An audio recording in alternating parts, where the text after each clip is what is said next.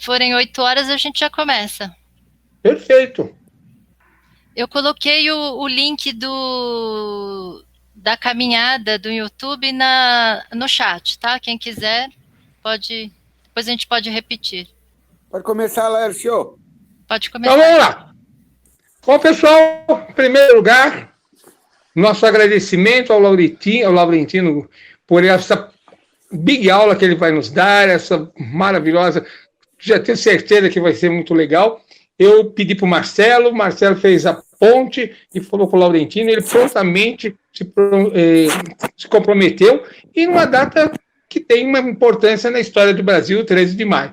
Obrigado, Laurentino, obrigado, Marcelo. Uma boa noite especial ao pessoal da técnica, Cecília, André, Fioravante, o pessoal que está gravando, e uma boa noite especial para todos vocês que estão participando. Se vocês não estivessem aí, também não teria razão de ser, né? Muito obrigado a todos. Uma boa noite especial. Eu vou passar também a palavra para o Carlos. Temos que agradecer, mesmo o restaurante estando fechado, o Carlos tendo um prejuízo que vai se multiplicando, mas continua mantendo a caminhada com todas as despesas que ela tem, mesmo sendo virtual, e para que a caminhada não morresse depois desses 15 anos, né? Nós tivemos o prazer de ter, se não me engano, 2 vezes o Laurentino na caminhada presencial, lançando o livro 1808, foi uma caminhada sensacional, e a todos uma boa noite, obrigado a todos que estão aí, obrigado Laurentino, obrigado Carlos, obrigado técnica, e boa noite a todos, e vamos começar a nossa caminhada. Carlos, é com você. Então, a gente está fazendo a caminhada agora virtual esse ano. Uma pessoa me perguntou hoje, por que já não faz presencial, já que tem tanta coisa presencial? Acho que não é prudente, não vamos correr riscos, né? Ainda está difícil, ainda a contaminação está aí. Bom, por que nós fazemos a caminhada? Na verdade, a caminhada é um projeto criado pela Associação Vivo... A caminhada não. A caminhada é inspirada num projeto da Associação Vivo Centro pela recuperação do centro como um espaço emblemático, mas um espaço vivo de moradia, de história, de cultura, de arquitetura. Foi um projeto bem sucedido. Apesar de hoje o centro estar sendo retratado como um lugar difícil, com muita gente dormindo na rua, mas nesses últimos 30 anos, gestão Pita, gestão Marta, gestão Serra, Kassab, nós conseguimos milagres. Melhoramos a zeladoria, a Lei Cidade Limpa foi uma lei maravilhosa que mostrou a fachada dos prédios para a sua cidade, não é? Nós trouxemos 7 centros culturais para o centro da cidade, todas as secretarias do município e do estado vieram para o centro da cidade, isso gerou um movimento econômico. Bem, eu acho que quase todos os prefeitos entenderam, exceto o atual e o anterior. Especialmente o atual não entendeu nessa primeira gestão de 4 anos. Essa semana passada, por incrível que pareça, por voluntarismo do secretário de Infraestrutura Urbana, que cuida das obras dos viadutos, te sentamos, tomamos um café, e ele falou que a prioridade desse governo serão 2. É a mesma gestão passada, mas a prioridade, segundo ele, serão 2. Número 1, ação social. Isso realmente é muito importante nessa cidade. E número 2, o centro da cidade. Bem, mas eu só acredito vendo. Nós estamos procurando interagir, o diálogo com os governos seria fundamental, cidadãos conversarem. Hoje, um doutorando de uma universidade da Inglaterra pediu para conversar, porque ele está procurando, ele está fazendo uma pesquisa sobre os movimentos comunitários no centro da cidade de São Paulo. O fato é que o nosso urbanismo é atrasado porque os governantes não conversam com a sociedade. Então, os projetos tendem ao fracasso, como o Vale do Anhangabaú, 100 milhões jogados fora, como os bancos que eles colocaram no centro, sem perguntar para ninguém, a Rua 7 de Abril, que é uma luta já de 7 anos, que era uma rua de passagem para a mobilidade, mas, enfim, resumo da ópera, temos que tratar muito bem a cidade de São Paulo e o centro da cidade, que é, assim, um repertório magnífico, é onde deveríamos ter afluindo aqui 20 ou 30 milhões de turistas, mal e porcamente temos 5 milhões de turistas por ano. Tudo isso gera renda, a gente vê na pandemia o que aconteceu com o turismo na Espanha, Portugal, Itália, que vivem 30%, 35% do PIB desses lugares é tido pelo turismo. E aqui a gente não está sabendo tratar esse assunto, mas vamos em frente, vamos continuar amando a nossa cidade, e mais importante de tudo, né? A caminhada é um ato de solidariedade. Eu acho que acolhe as pessoas, ajuda, transmuta as energias para melhor. Laurentino, meu jovem e brilhante escritor, você tem agora os próximos 30, 40 minutos, são todos seus. Obrigado, boa apresentação, um abraço. E pode falar dos seus livros, eu vi hoje no Facebook, você tinha lá no lançamento do seu livro, agora próximo 22 de junho, quase 40 mil compartilhamentos. Fique à vontade para falar dos lançamentos. Obrigado, Laurentino. Bem, boa noite a todos. Para mim é uma grande honra participar da Caminhada Noturna. Eu já participei presencialmente logo que lancei o livro 1808, isso lá se vão 13, 14 anos, né? E eu lembro, foi uma coisa memorável, a gente andou pelo centro de São Paulo, visitamos locais relacionados à história da independência, Marquesa de Santos, José Bonifácio, e hoje, infelizmente, estamos aqui numa caminhada virtual. Acho que isso mostra a nossa capacidade de resiliência, né? Ou seja, nós, apesar de toda a diversidade, estamos presentes, estamos conversando, estamos discutindo, estamos nos educando, debatendo, às vezes brigando mais do que o necessário, mas eu acho que tudo isso são formas de enfrentar e resistir à pandemia. Então, para mim é um grande prazer. Quem não conhece a Caminhada Noturna, sejam todos muito bem-vindos. É uma das iniciativas mais bonitas, mais interessantes que existem no centro de São Paulo. Antes da pandemia, toda quinta-feira, as pessoas, no começo da noite, se encontravam nas escadarias do Teatro Municipal e saíam andando pela cidade, uma atividade muito, muito segura, muito bem organizada. Meu filho Marcelo, que está aqui me assistindo, carregava a bandeira para delimitar, junto com outros colegas, o grupo enquanto caminhava, às vezes em situações um pouco mais delicadas, às vezes tinha até o apoio da polícia militar. Então, é uma experiência inesquecível para visitar esse espaço, infelizmente, muito abandonado pelos governos, pela própria sociedade, mas que tem tanta história, né? Tem tanta arquitetura, tem tanta arte, tem tanta vida para mostrar.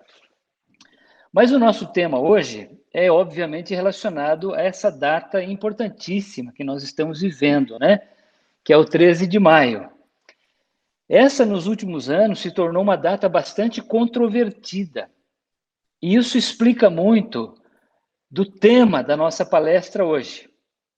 Eu escolhi isso, né? 2 visões do Brasil. Uma história negra e uma história branca. Porque o 13 de maio, mais do que qualquer outra data, é muito simbólica a respeito disso. Eu diria que são 2 datas que hoje disputam o primeiro plano no palco da história brasileira, ou a proeminência, né? Isso quando a gente fala da história negra do Brasil, da história da escravidão. Um deles é o 13 de maio, o dia da assinatura da Lei Áurea pela Princesa Isabel, depois de intensas discussões e a votação no Congresso, no Rio de Janeiro. Na época o Brasil tinha sua capital no Rio de Janeiro, e foi assinada no dia 13 de maio de 1888. A segunda data, que hoje ela tem realmente disputa espaço no calendário cívico brasileiro, é o 20 de novembro, data da morte de Zumbi dos Palmares, o último grande líder militar do maior quilombo, o mais perene, o que durou mais tempo no espaço, no tempo, né? Mais de 100 anos, que foi Zumbi dos Palmares, o quilombo dos Palmares, na antiga capitania de Pernambuco, onde hoje é o estado de Alagoas, e ali em volta do município de União dos Palmares, onde eu tive recentemente.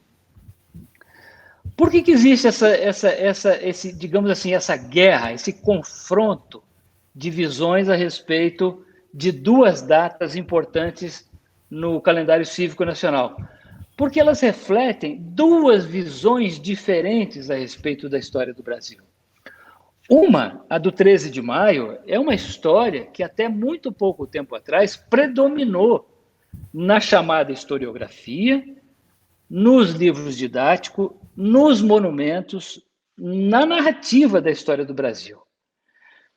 A segunda é a Zumbi dos Palmares, o dia da morte do Zumbi dos Palmares, 20 de novembro, que hoje é celebrado em várias cidades e estados brasileiros como o Dia da Consciência Negra.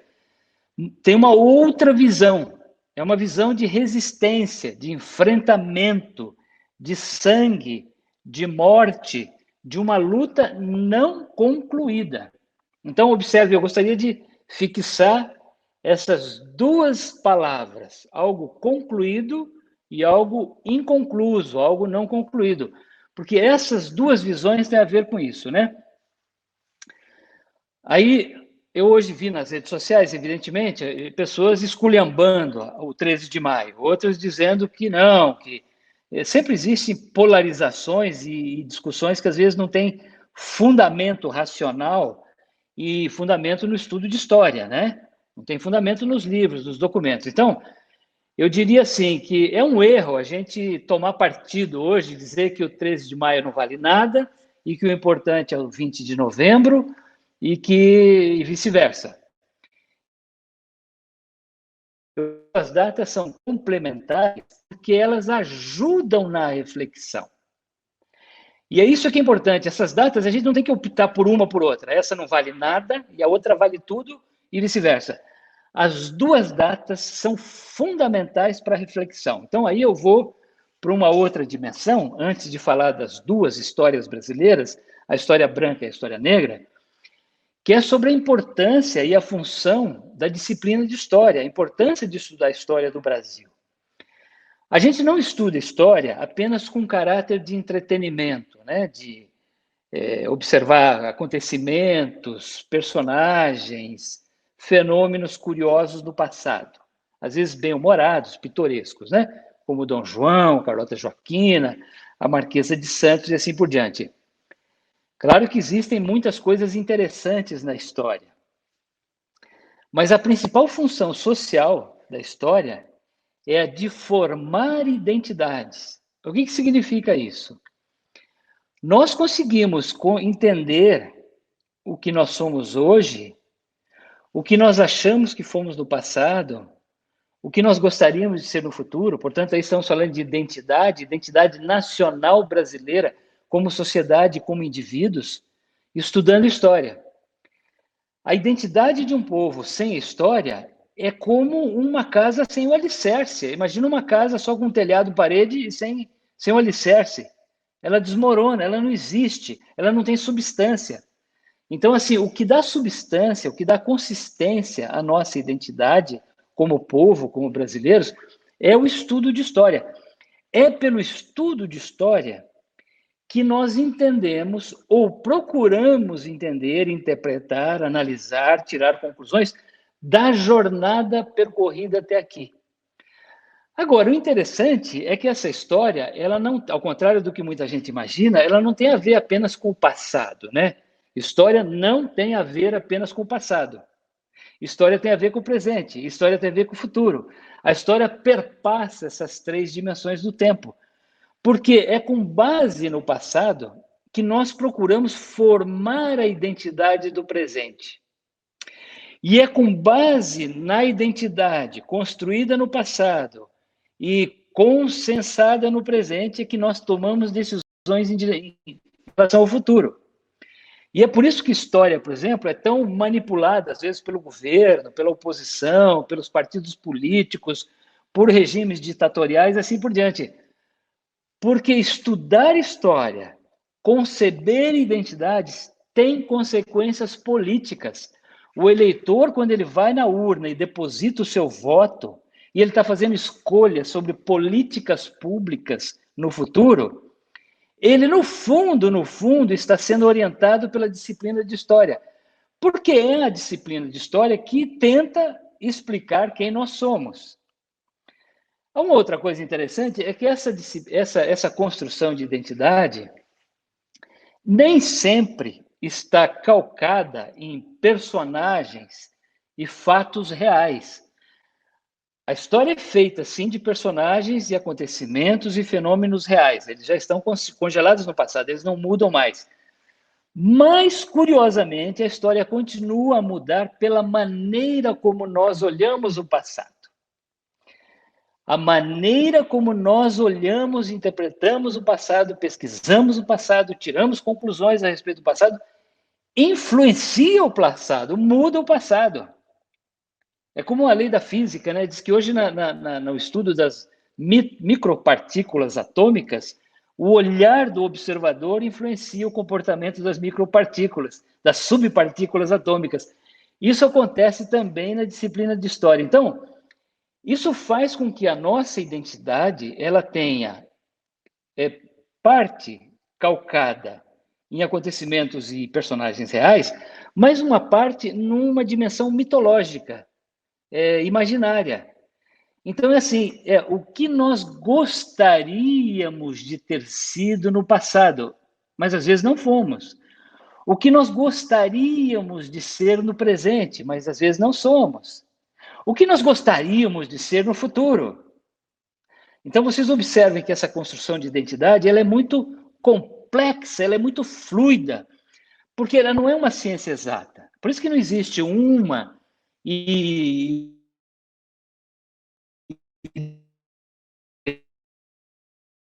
mudando de acordo com novas ações, com novas leituras, com novos documentos. É um trabalho fascinante, né? Como aí, de novo, é como uma casa em que cada um vai lá e coloca um tijolinho, e aí vai construindo um edifício totalmente novo. Por isso, aliás, o que faz a beleza da disciplina de história é justamente a sua pluralidade. Uma história engessada nas disciplinas de educação moral e cívica, organização social e política brasileira durante o regime militar, ela é uma história empobrecida, porque tira-se da história a sua riqueza mais fundamental, que é a sua pluralidade de visões, de interpretações, de narrativas. Então é disso que nós estamos falando aqui hoje. A história do Brasil teve uma narrativa até muito recentemente, que era predominantemente branca. E é neste contexto que se insere a celebração ou não do 13 de maio da Lei Áurea. Recentemente, começa a emergir com uma força muito grande o 20 de novembro, do Zumbi dos Palmares. Porque é uma nova história, é uma visão negra da história do Brasil, ou uma visão branca calcada em documentos que levam em consideração a narrativa, a interpretação do outro. Então, Laurentino, você acha que caiu? Vamos aguardar. Marcelo, se puder falar com ele. Ô, Laércio. Eu? Enquanto o Laurentino está ausente, qual é a nossa programação, a próxima programação? Próxima semana que vem, o Abílio. O Abílio vai falar sobre... Não sei, a Cecília que fechou com ele. Precisa pedir para a Cecília o que ele vai falar. E no dia 27 é o Marcos Romano. Marcos Romano falando sobre mesmo? Não sei, você que fechou com ele, Carlos. Eu fechei com ele.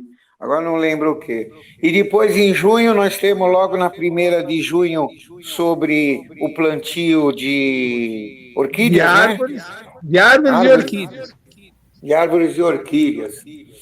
E depois, na sequência, dia 10, nós vamos ter uma com Afonso, acho que dia 27. Carlos Laércio, Eu?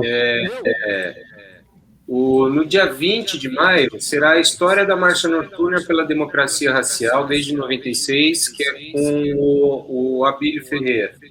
Perfeito. E dia 27 é com o Marcos Romano, caminhando, vendo e sentindo a cidade, que é a vivência né, a cidade em 3 momentos: o subsolo, a superfície e a parte aérea. Então, é toda a parte de infraestrutura e a complexidade que o Marcos Romano vai trazer para a gente, dos trabalhos de infraestrutura urbana e habitação da cidade. Da prefeitura, isso. Da prefeitura, a marcha noturna pela democracia racial, ela é realizada sempre de 12 para 13 de maio. Tá? Então, costumava, né? Esse ano não teve, ano passado também. Mas ele vai, então, falar sobre o trajeto, sobre a história da marcha e esse trabalho de resistência. Valeu, André, valeu ali, Cecília. E, André, fala então do nosso canal para as pessoas curtirem. Falo sim. A Cecília já falou no comecinho. Pessoal, já dão 61 pessoas. O Arentino acho que já entrou, né? Mas a gente aguarda aí um pouquinho. O canal do YouTube é Caminhada Noturna pelo Centro, e ali tem um histórico bem rico de todas as caminhadas virtuais que nós fizemos. E a programação também está no site caminhadanoturna.com.br. E ali tem todos os links, o histórico todo da programação, e tem muita coisa bacana. O Laércio está aqui para comprovar, o maior guia de todos. E aproveitando, Laurentino, você já chegou? Acho que ainda não. A gente podia trazer o Carlos Moura, então, para... Isso, põe o Carlos Moura para declamar poesia, então. Carlos Moura, você está aí, você pode declamar uma poesia para gente? Falado. Opa! Oi! Todo mundo desligando o microfone, hein, para o Carlos Moura. Aí a gente chama o Laurentino de volta. Meu amor pela vida é compreensível. Ela me leva a passear, me afasta do horrível, me confirma a existência, me dá prazer em existir e me perdoa as negligências, não me deixando desistir. Às vezes me leva a sofrer. Depois me levanta e acaricia, oferecendo-me alívio. O tempo todo me dá lições. Como uma mãe, me indica caminhos e de braços abertos me abraça e me recebe. Está no livro Vida em Versos. Eu vou sapecar São Paulo, minha cidade. Eu acredito que muitos não conhecem ainda o pessoal da nossa caminhada virtual, já que é presencial há um bom tempo não acontece, mas aqueles habituês da caminhada noturna pelo centro conhecem bem. Então, aqueles que quiserem fazer coro depois, que não dá para fazer juntos agora, vamos lá. São Paulo, minha cidade. Da janela observo e admiro a minha cidade, tantas vezes injuriada. Carrego o estigma de desumana, insensível selva de pedra. Não é verdade. Sua boa índole não lhe permite ser assim. Foi descoberta, erigida, sob nobres sentimentos e justas finalidades. Ela é bela, mesmo quando escura. Nunca fica em trevas.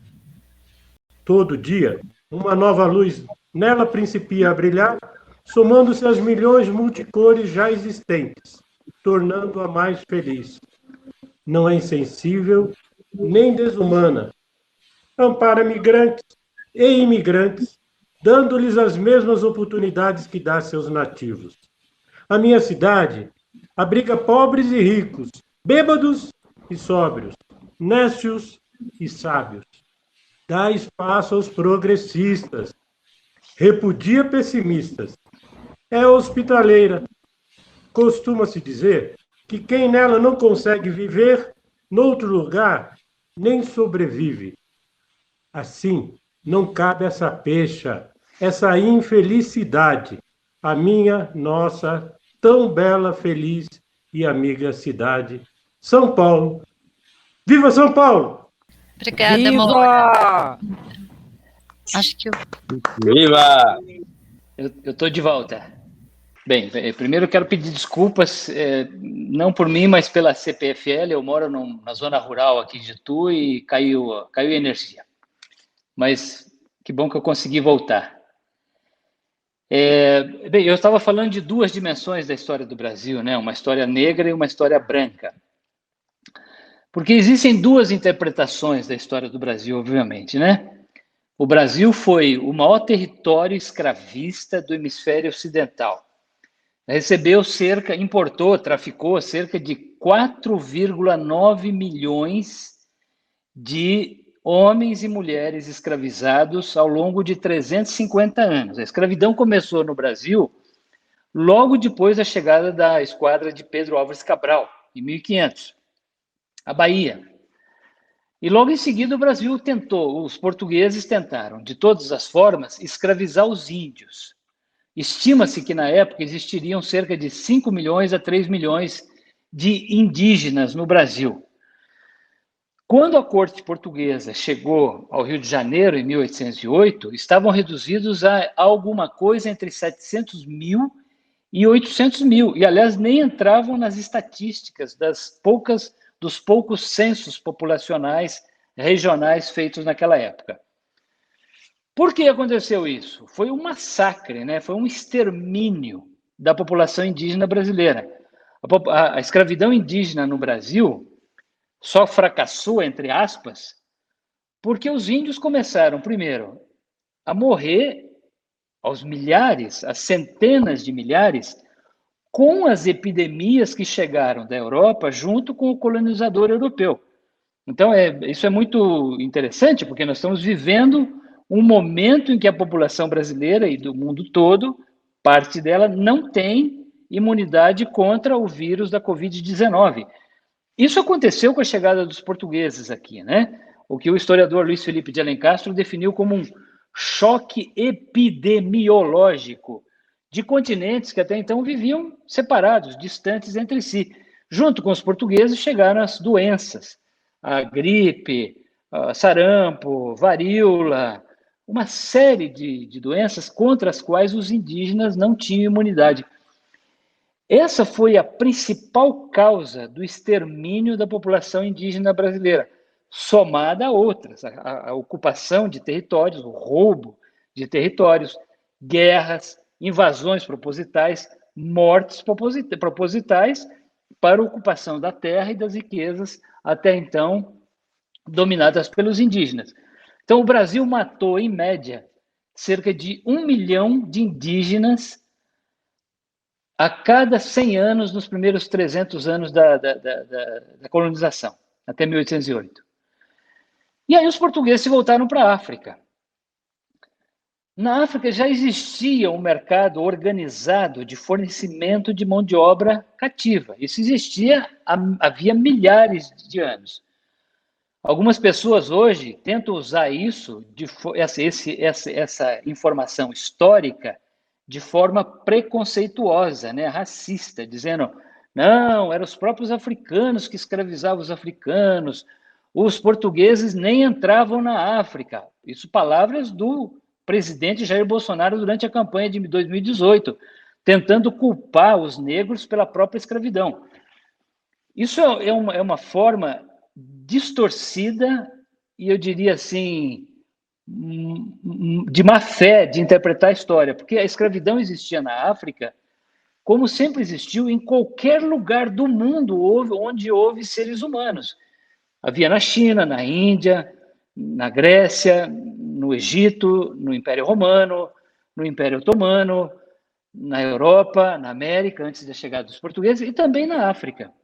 Mas na África havia, muitos séculos antes da chegada dos portugueses, as chamadas rotas transsaarianas, que atravessavam o deserto do Saara para fornecer mão de obra cativa no Oriente Médio, no Mediterrâneo, tanto quanto os cristãos da Península Ibérica, por exemplo, escravizavam os mouros no mesmo mar Mediterrâneo. Então, os portugueses se voltaram para a África e aí começa uma escravidão de escala industrial.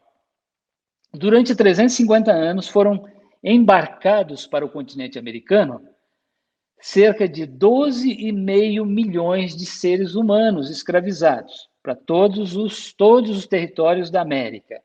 Desse total, 40%, 4,9%, veio para o Brasil. A escravidão africana ela é não apenas industrial nos seus números, milhões e milhões de pessoas, mas também na divisão do trabalho que essas pessoas escravizavam e exercer no Brasil. Se você pegar um engenho de açúcar, de cana-de-açúcar, no Nordeste, no século XVI, XVII, os turnos, as divisões por pedaços de lavoura para cultivar, os turnos durante a noite, durante a safra, em que os engenhos ficavam fumegando noite adentro, essa divisão do trabalho se assemelhava muito às futuras fábricas da Revolução Industrial na Inglaterra no final do século XVIII. Então, a escravidão africana ela é industrial nos números, mas também na divisão do trabalho, vamos dizer assim. E o Brasil se tornou viciado em escravidão africana. Os negros construíram todos os grandes ciclos econômicos do Brasil, desde a cana-de-açúcar, passando depois pelo tabaco, pelo algodão, pela pecuária, pelo ouro, pelo diamante, pelo café no Vale do Paraíba, no oeste de São Paulo. Tudo isso foi mantido e sustentado com mão de obra africana escravizada. O Brasil foi também o último país da América a acabar com o tráfico negreiro, com a Lei Eusébio de Queiroz, de 1850, e o último a acabar com a própria escravidão, com, aí sim, a chamada Lei Áurea, de 13 de maio de 1888. Mas o interessante é que este território, campeão do escravismo, também mostrava que justificasse a escravidão negra e que justificasse o fato de que o Brasil nunca realmente se preocupou em incorporar os negros, a população afrodescendentes, na sociedade brasileira como cidadãos de plenos direitos e deveres, depois da Lei Áurea. Então, existe uma ideologia escravista que perpassa uma história do Brasil, para ficar a ser construída antes ainda da chegada dos portugueses no Brasil. Então, essa ideologia tenta, por exemplo, mostrar que os africanos eram selvagens, bárbaros, pagãos, praticantes de religiões demoníacas e que, portanto, caberia a suposta europeia, essa prerrogativa com bulas papais emitidas pela caberia submetidos e humanos ocupantes da Europa conquistar os terrenos, escravizar os seus marcados, colocar argó em correntes, trazê-los para a bordo dos navios negreiros, não só para trabalhar nas lavouras de cana-de-açúcar, minas de ouro, diamante, nos cafezais, mas também com a justificativa, o pretexto de incorporar, tirá-los da barbárie e incorporá-los à supostamente avançada civilização que se instalava nos trópicos, com a ocupação portuguesa e espanhola e inglesa e assim por diante, né? Então você observa que existe uma ideologia que justificava o escravismo, recursos e argumentos bíblicos. Existe, por exemplo, uma história da maldição de Cã. O Noé, depois do dilúvio, teria se tornado vítima, produtor de vinhos. Um dia ele se embebedou, se embriagou, o Cã, e ridicularizou o pai pelo fato de ele estar embriagado e nu.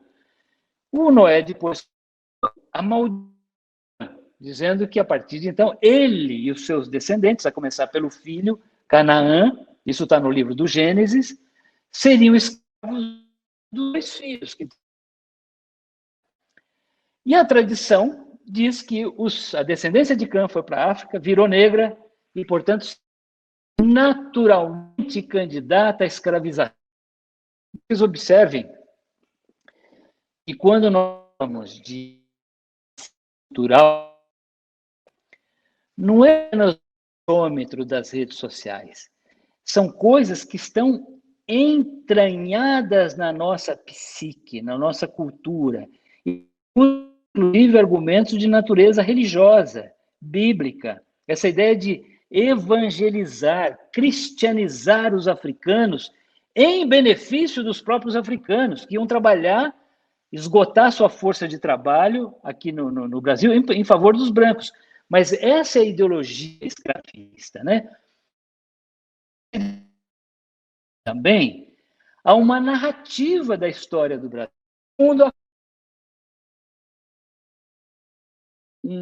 teria tido um escravismo mais patriarcal, benévolo, bonzinho, que os senhores de engenho em Pernambuco e no Recôncavo Baiano teriam tratado os seus cativos de forma do que o senhor e nos Estados Unidos, por exemplo. Essa é uma narrativa forte, por exemplo, em Casa Grande e Senzala, de Gilberto Freire, né?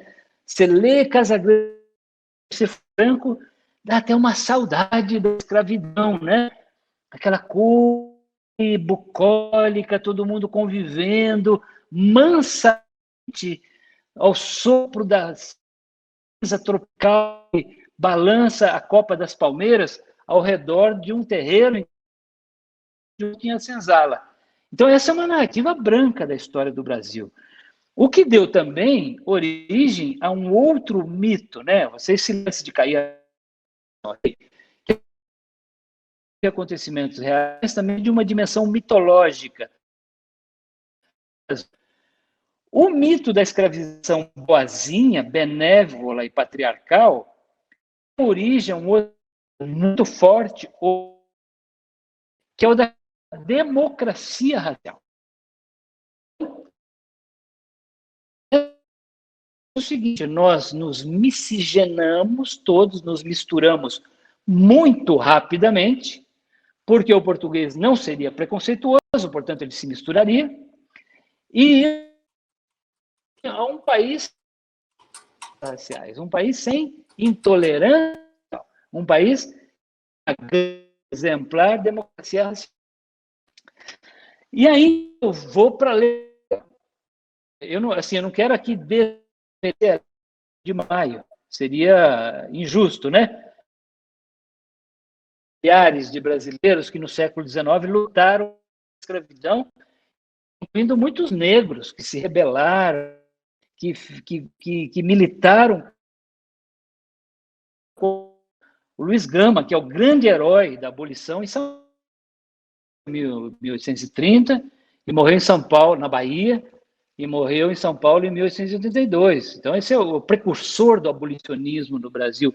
E ele lutou por uma abolição tanto quanto o José do Patrocínio, o Bolsas Negros, ao grande abolista branco, que é o Joaquim Nabuco. Assim, seria um grande... A Lei de Maio, como se que hoje não merece nenhuma consideração nossa. Não, muitos brasileiros, inclusive pessoas escravizadas, lutaram pela abolição. O abolicionismo no século XIX, o primeiro grande movimento de massa popular nas ruas da história do Brasil, nunca houve antes. O problema com o 13 de maio não é o que de fato aconteceu, é o abolicionismo, a luta bem-sucedida para acabar com essa coisa terrível na história do Brasil por 3 séculos e meio. O abolicionismo, genuínas e que merecem o nosso aplauso e o nosso respeito. A narrativa da Lei Áurea tenta mostrar a abolição em 1888 como um gesto benévolo, um gesto filantrópico dos brancos em favor dos negros.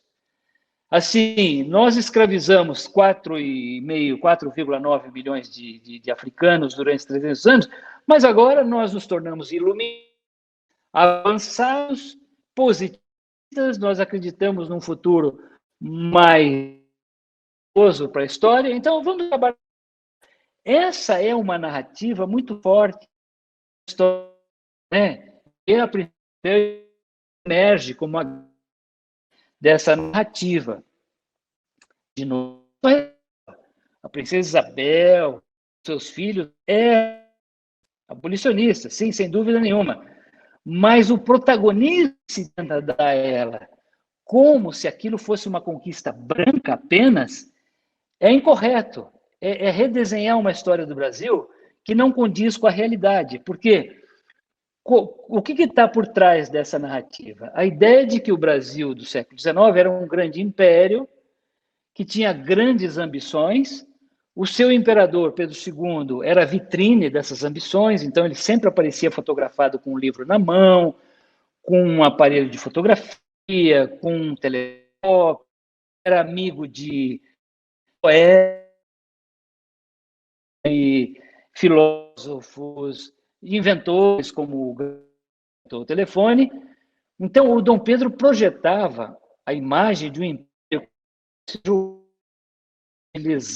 amante das artes e das ciências, um império europeu, que estava apenas circunstancialmente.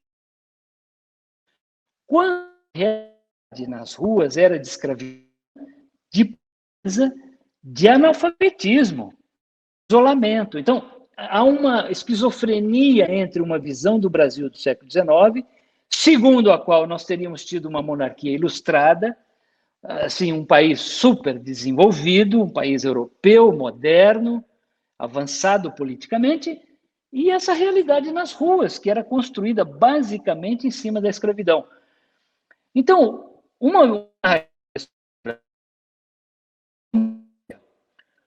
como resultado de um esforço para livrar o Brasil, esse império ambicioso que se julgava culto e moderno, de uma mancha que era a escravidão. O Brasil se tornou um pária internacional no século XIX. Só concordou em fazer a lei Eusébio de Queiroz, de 1850, sob a mira dos canhões dos abolicionistas. Ou seja, e aí, diante dessa situação, esse Brasil tentando limpar a sua imagem branca, ele promove a Lei Áurea. E os negros seriam meros agentes passivos deste acontecimento. A história não é bem assim. Os negros lutaram, sempre deram pela liberdade, com conceito. No século haveram forças, criaram o quilombo do Jaú. Assim, as histórias são inúmeras. O livro Biologia e Escravidão o ano que vem, né? Agora sai o segundo. Os abolicionistas negros, o Luiz Gama, o José do Patrocínio, André Rebouças, que não aparecem nos livros didáticos e nos livros de história com a mesma, com o mesmo protagonismo de um único branco, o Nabuco. Joaquim Nabuco, respeito por ele. Mas, às vezes, se vai o Joaquim Nabuco como se fosse ele apenas o grande abolicionista brasileiro, quando, na verdade, ele fazia parceria com outros 3 abolicionistas negros tão importantes quanto ele. Então, essa é uma visão branca da história do Brasil, né? Durante o século XIX, nas décadas que antecederam a Lei Áurea, houve um outro grande projeto do Império Brasileiro, que foi o branqueamento da população. E esse branqueamento, ele se dá não só literalmente com a chegada dos imigrantes, especialmente a São Paulo, né, os italianos, os alemães, os da Rio Grande do Sul, especialmente. Então, há uma mudança demográfica. Laurentino, eu vou pedir... Oi. Eu vou pedir uma licença, me desculpe. Que está picotando muito a sua fala. E já faz um tempo. A gente poderia uma opção... É muito ruim, todas as câmeras estão desligadas. Se você desligar a sua, a gente coloca uma foto sua depois em parte do vídeo, né? Mas tá bem. Não sei se resolve isso, câmera. Pelo menos. Só que aí. Tá bem. Eu posso tirar esses aqui e falar direto no computador, talvez. Talvez seja a conexão mesmo, mas se você quiser tirar a sua câmera, talvez resolva. Se não resolver, aí a gente vê como fica. Então, eu posso continuar, né, Cecília? Pode. Obrigada. Então, um processo de branqueamento da população no século XIX, e milhares de italianos, espanhóis, alemães e tal, e há uma mudança no perfil demográfico. Mas eu diria que há o que eu chamaria de um branqueamento cultural do Brasil. A ideia de que a história negra não mereceria ser estudada tanto quanto a história branca. Então, o que o Brasil faz? Ele acaba com a Lei Áurea de 1888, ele acaba com a escravidão, com a Lei Áurea, mas ele não realiza uma segunda abolição que era defendida por esses abolicionistas que eu citei, que era da terra, trabalho, renda, educação, oportunidades, moradia para os ex-escravos e os seus descendentes. O Brasil jamais fez isso. Então, o que nós temos em 1888 é um projeto inacabado de Brasil. É um Brasil que se livra, entre aspas, dessa mancha da escravidão, finge que ela não existe mais e tenta seguir adiante sem olhar para trás. E o resultado aparece hoje nas nossas estatísticas e na nossa paisagem urbana. A escravidão continua presente na história do Brasil, de forma visível. Se você olhar as periferias insalubres, perigosas, abandonadas pelo Estado, muitas vezes dominadas pelo crime organizado no Rio de Janeiro, em Salvador, em Belo Horizonte, em São Paulo, elas são habitadas majoritariamente pela população negra, que foi abandonada após a própria sorte, depois da Lei Áurea de 1888. As estatísticas também são um indicador fortíssimo de que a escravidão continua entre nós. Por qualquer meio que você queira medir o Brasil, por renda, habitação, saúde, segurança pública, tudo. Os melhores empregos nas universidades, nas empresas, nos órgãos públicos, os melhores salários. Qual é a maior população carcerária brasileira? Há um abismo entre a população, os números, né, da população branca e a população negra. E o terceiro marco do legado da escravidão, que continua entre nós, é justamente o racismo, né? Nós fingimos que nós somos um país tolerante, uma democracia racial, mas o Brasil é um país profundamente preconceituoso. Nós temos demonstrações disso todos os dias, no noticiário, e às vezes muito mais aquilo que não aparece no noticiário, né? Porque nem toda demonstração de racismo no Brasil tem a ver com palavras ofensivas num estádio de futebol, numa loja de shopping center. Eu diria que o principal racismo no Brasil é silencioso, ele é cúmplice. É daquele brasileiro que jamais admitiria ser racista, mas ele mantém relações indignas de trabalho com seus funcionários que são descendentes de negro, que ocupam as posições mais humildes na sua empresa ou na sua casa, a empregada doméstica. Ou seja, aquele brasileiro que nunca vai admitir ser racista, mas ele topa eleger um presidente da República racista, por exemplo, e topa que esse governo tenha políticas racistas. Então, esse eu acho que é o pior racismo que existe no Brasil. Não é aquele ofensivo da injúria que a lei pune, mas o racismo silencioso e cúmplice, que permite que a imensa maioria da população brasileira continue sem oportunidades de se realizar plenamente como seres humanos, realizando as suas vocações e seus talentos, porque esse é um país que não dá oportunidades à sua população negra. Isso tudo se reflete, evidentemente, numa história, né, numa visão do Brasil.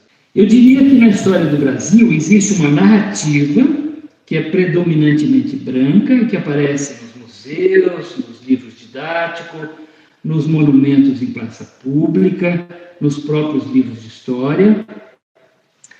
Mas existe também, tanto quanto houve no passado, um projeto de branqueamento demográfico e cultural, existe um projeto de esquecimento. Isso explica, por exemplo, por que nós, o Brasil, sendo o maior território escravista do hemisfério ocidental, nunca se preocupou em ter um grande museu nacional da escravidão. Nós temos coisas muito boas e que merecem visita, como o Museu Afro-Brasil no Ibirapuera, aqui em São Paulo, né?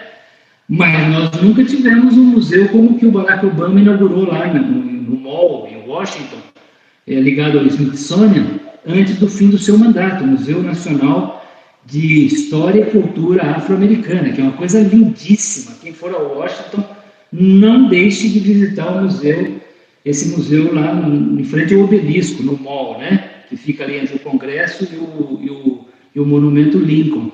O Brasil nunca fez o Museu da Escravidão. Por quê? Porque museu não é só um lugar de entretenimento, de levar as crianças no domingo à tarde. É um lugar de reflexão, de estudo. E reflexão, estudo leva a decisões importantes na hora de votar, na hora de tomar partido, na hora de fazer opções em relação a políticas públicas. Então, eu diria que essa história negra, que eu acho que, felizmente, num ambiente de democracia, começa finalmente a emergir, ser contada, e tem em Zumbi dos Palmares a sua principal âncora, ela é também fundamental para o futuro do Brasil, para nós nos entendermos exatamente quem nós somos. Porque enquanto o brasileiro continuar criando falsos mitos a seu respeito, como o de uma escravidão branda, patriarcal, e que nós não temos preconceito, que nós somos uma democracia racial, nós estaremos num processo de negacionismo, mais um processo de auto-engano, de não reconhecer o que nós realmente somos. Então, eu diria assim, que o encontro entre essas duas visões do Brasil, a história branca e a história negra, e não necessariamente uma precisa destruir a outra, negar a outra, as duas são complementares, são fundamentais para nós termos um país melhor que nós temos no futuro. Então, agradeço e fico à disposição para eventuais perguntas. Estou aqui ligando meu vídeo de novo para vocês me verem. Muito bem. Alguém gostaria de fazer uma pergunta?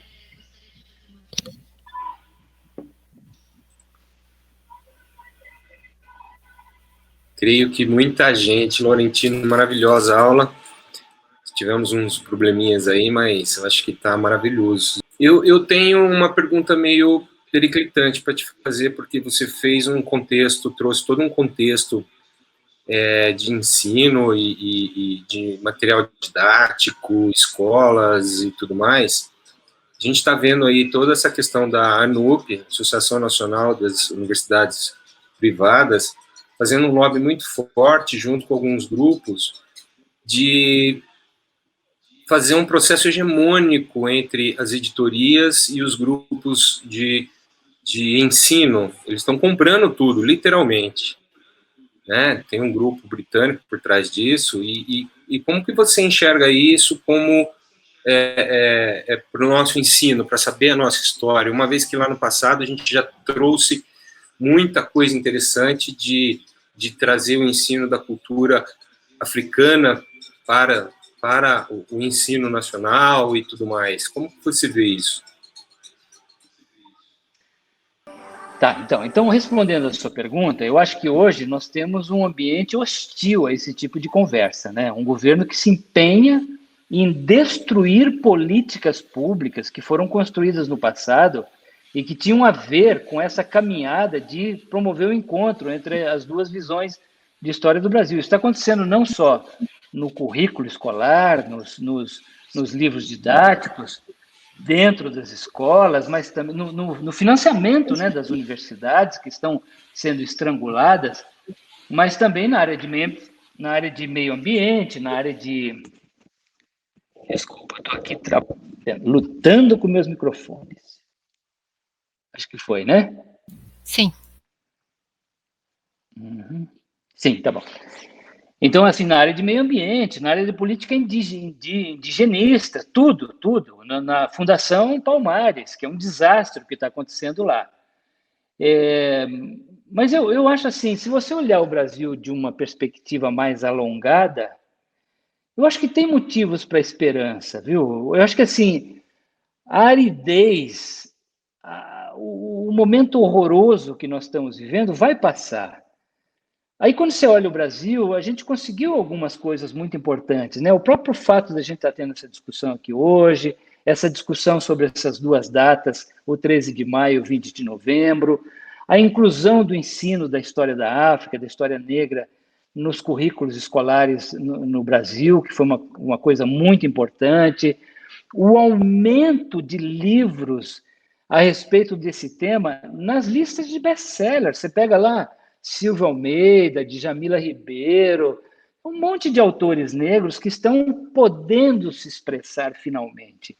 E eu acho que se a gente olhar com essa perspectiva mais distanciada, isso nos suaviza um pouco a angústia do presente, que é muito sufocante, é muito ruim, né?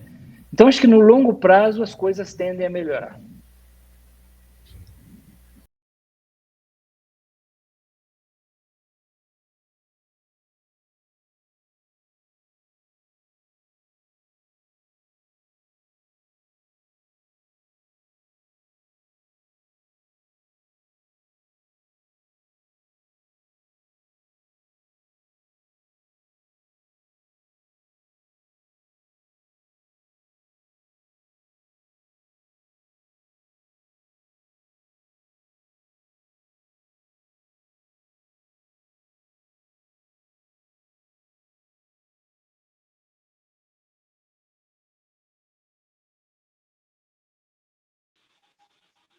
Sim, assim, os números sempre foram um ponto muito polêmico e muito difícil na história do estudo o estudo da história da escravidão, né? Mas hoje existe um projeto internacional com participação de pesquisadores brasileiros chamado slavevoyages.org, na Universidade Emory, né, em Atlanta, na Geórgia, que cataloga 37 mil viagens de navios negreiros realizadas durante 350 anos. E eu diria que os números estão muito próximos da realidade. Claro que esses números vão mudando à medida que surgem novos documentos, novos registros. Mas no passado chegou-se a falar em 50 milhões de africanos traficados para o Brasil, outros diminuíram o número em 3 milhões e tal. Eu diria que esses 2,5 milhões é um número bastante razoável. Agora, é importante ressaltar o seguinte: esses foram embarcados, os que desembarcaram foram 10 milhões e 700, morreram na travessia do Oceano Atlântico 1 milhão e 800 mil pessoas. Se você dividir isso pelo número de dias ao longo de 3 séculos e meio, dá 14 cadáveres, em média, lançados ao mar todos os dias durante 350 anos. É um número absurdo. E outras estatísticas mostram também que a mortalidade era enorme no continente africano, enquanto as pessoas escravizadas eram conduzidas em caravanas do interior do continente até o litoral. Aí tinha a mortalidade que eu já citei da travessia do navio negreiro e um número absurdo nos 3 primeiros anos de trabalho no Brasil, de maneira que se saíram de lá 12,5 milhões, outro número igual teria morrido nesse percurso. Então, o total da escravidão realmente teria sido 25 milhões. Eu queria fazer uma pergunta. Obrigado. Pergunte. Oi, é o Luiz Laurentino. Você comentou essa questão do racismo mais brando no Brasil, né? Citou, inclusive, Gilberto Freire, da questão da democracia racial, né?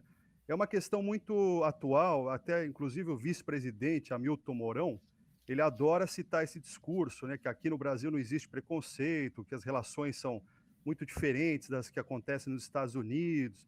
A que você atribui a formação desse mito da democracia racial, Laurentino, no Brasil?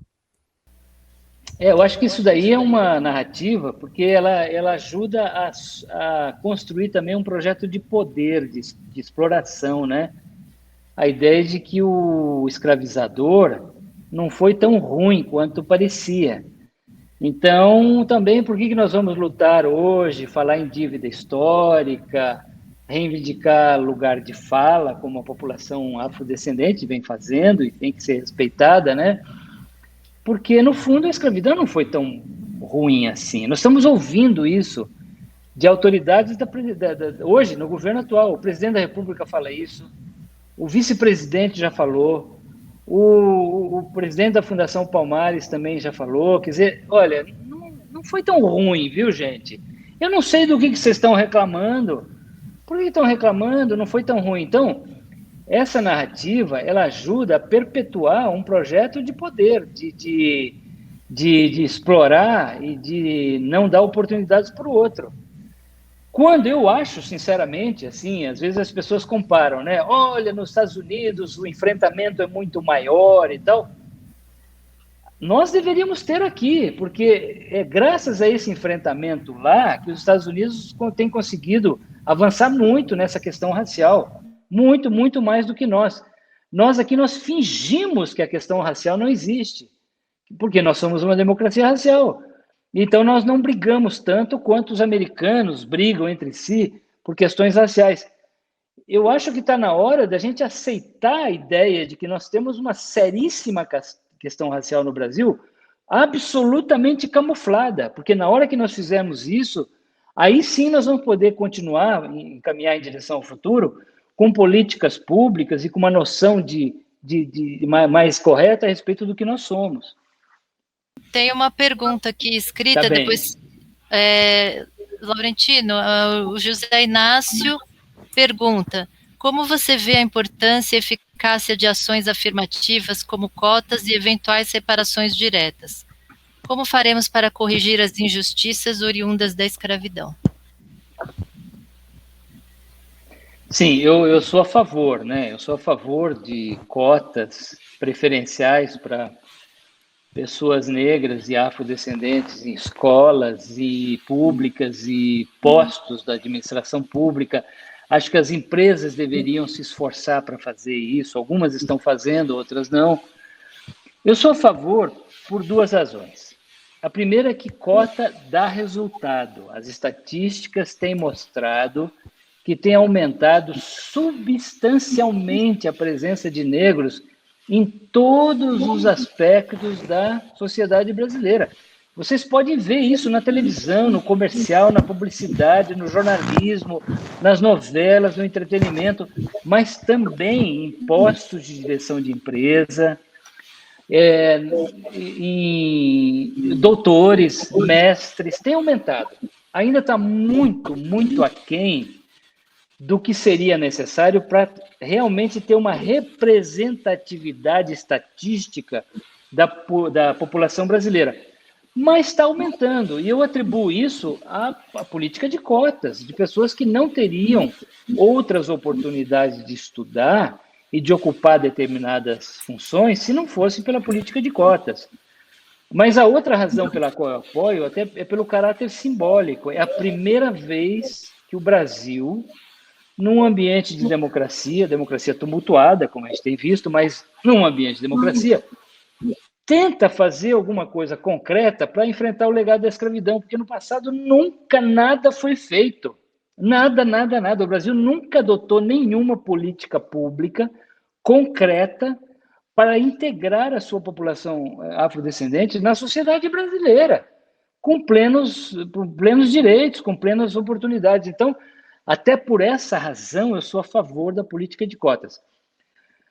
Agora, eu queria fazer uma ressalva importante. Quando a gente fala da chamada dívida social, ela não se resume a uma questão financeira e contábil. Não é dando dinheiro que vai se resolver isso. Embora eu seja também a favor de políticas como Bolsa Família e renda mínima e coisa assim, porque tem uma população brasileira que está abaixo do nível aceitável de pobreza e não consegue promover a si própria, e o Estado tem que dar recursos para que essas pessoas tenham o que comer, tenham onde morar, né? Assim, para poder promover pessoas que estão abaixo de um nível mínimo de pobreza e que não conseguiriam sair dali sem a ajuda de políticas públicas. Mas eu acho que não é só uma questão financeira, porque eu diria assim, o dinheiro hoje está na mão, tem muito dinheiro no mundo, o dinheiro não é um problema no mundo, e geralmente está na mão de quem escravizou, de quem foi dono de escravo, traficante de escravos, como os países europeus, os Estados Unidos, e o próprio Brasil, né, branco. Então eu diria assim, que o perigo de falar na dívida é assim, você falar, me dá aí 3 bilhões de dólares, 1 trilhão de dólares, e não se fala mais no assunto, porque é isso que o pagador vai dizer. Eu já paguei a minha dívida, mas eu vou continuar sendo preconceituoso, eu não vou respeitar você como você merece. Então, eu diria que o principal pagamento da dívida começa, primeiro, aqui onde nós estamos hoje, pelo estudo e pela reflexão. E depois por uma mudança psicológica, no nosso jeito de ver os nossos irmãos brasileiros de todas as cores, de todas as regiões, de todas as etnias, de todas as origens. Essa mudança psicológica e cultural é o maior pagamento de dívida que a gente pode fazer. Sim, a luta contra o racismo, né? Porque as ações afirmativas, elas fazem parte de um é uma parte, né, do processo. A Juliana pergunta, a Juliana pergunta, gostaria de perguntar se o Laurentino vê no Brasil uma escravidão como um holocausto negro. O que ele acha dessa noção? E obrigada pela excelente palestra. Eu que agradeço. Eu acho o seguinte, é preciso ter cuidado com alguns conceitos, né? Quando a gente fala de genocídio e holocausto, era um propósito determinado de extinguir uma parcela da população, como aconteceu no nazismo, né?